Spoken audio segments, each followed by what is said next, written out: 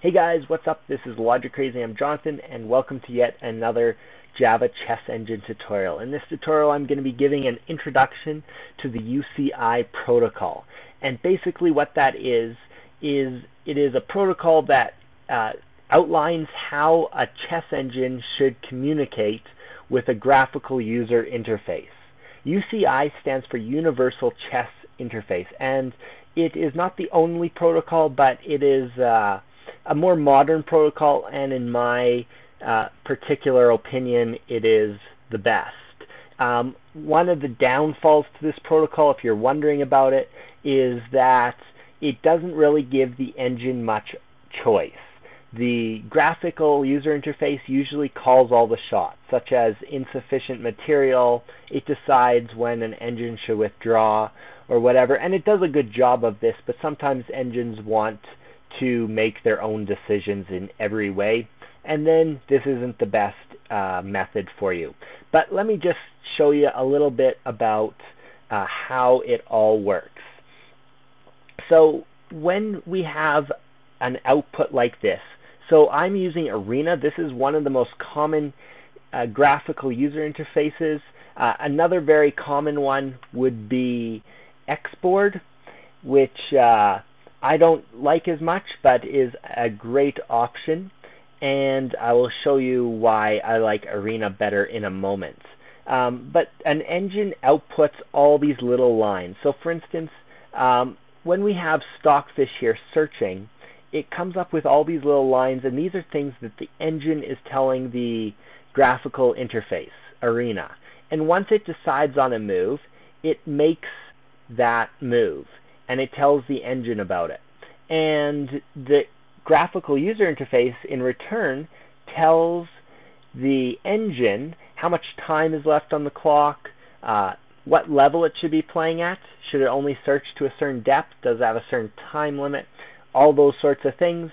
And also things like opening books and stuff are dealt with the graphical user interface.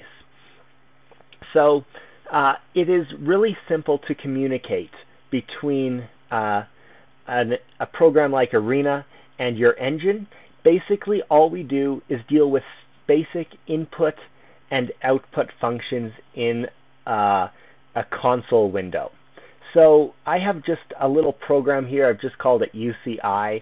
This is just to demonstrate. It's just a very simple program here. If I run it, I can put text in, and it inputs it into this input string, and it outputs ready, okay. And if I were to say hi, then it says get some fresh air, stop talking to a computer. So you can see how I inputted text into this command window, and the engine responded accordingly. And that is basically how the UCI protocol works. It's just a standard input and output of text. And I want to show you a specific example of this. If we go here to just some site I found, I'll paste this into the comments or description below the video. What we have is the engine is set outputs. So it would be in Java a system out print line, and it outputs UCI, and then our engine receives that as input, and it outputs its information about the chess engine, so who created it and the name of the engine. And then it outputs all the options, the hash size table, maybe its search depth, whatever its settings are, and then it says it's all ready. Now, UCI OK is said after everything has been initialized. So if your engine had to run through some routines just to get set up first, it doesn't say UCI OK until it's fully set up. Then the interface, such as Arena, will output some options as set option. And it will tell you the size of your hash table and all these different things. And then it says is ready after giving you all of the options. And then once you've set up the options, which could take a few seconds, your engine outputs ready OK.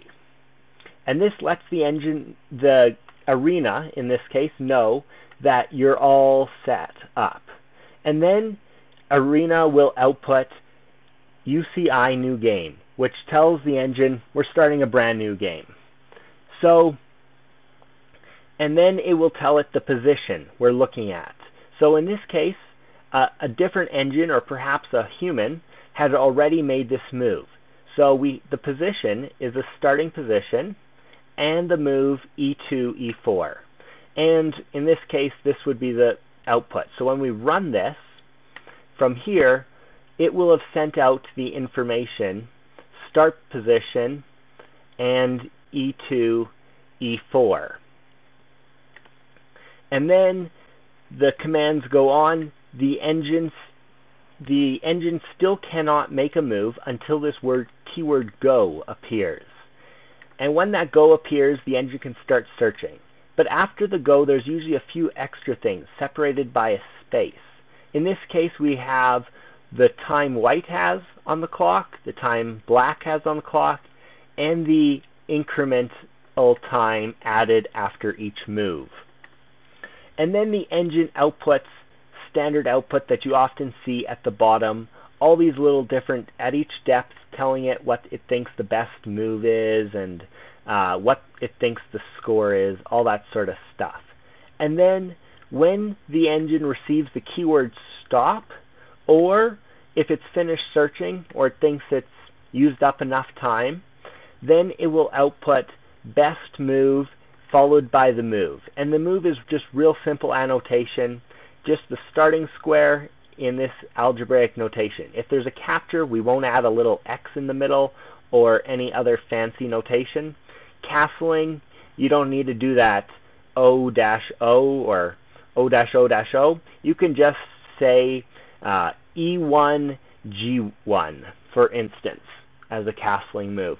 Obviously, if you do declare an illegal move, such as, let's say, A1, A8, the rook obviously can't move to A8, and therefore the arena will actually say illegal move and will prevent you from making that.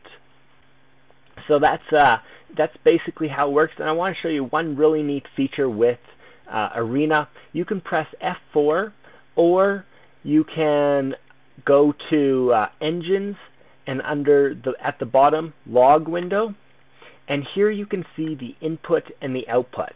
And you can tell what's input and output based on the little arrow after the timestamp. And so you can see that, just go into the start here, at this line right here, it found a best move, E2, E4, and then our engine set the start position, or the position to the start position, followed by the move E2, E4. And then it says go, and it gives it the time on each clock, and the engine is sending all the output. And this is another way that we can debug our UCI protocol, so that when our engine is communicating and all of a sudden Arena comes up with saying, oh, your engine did something wrong, we can look at this log and see what was inputted, what was outputted, and narrow down our problem. So that's just a brief introduction. In the next tutorial, we'll actually start working on a little bit of code here, and I look forward to seeing you then. Until next time, enjoy chess.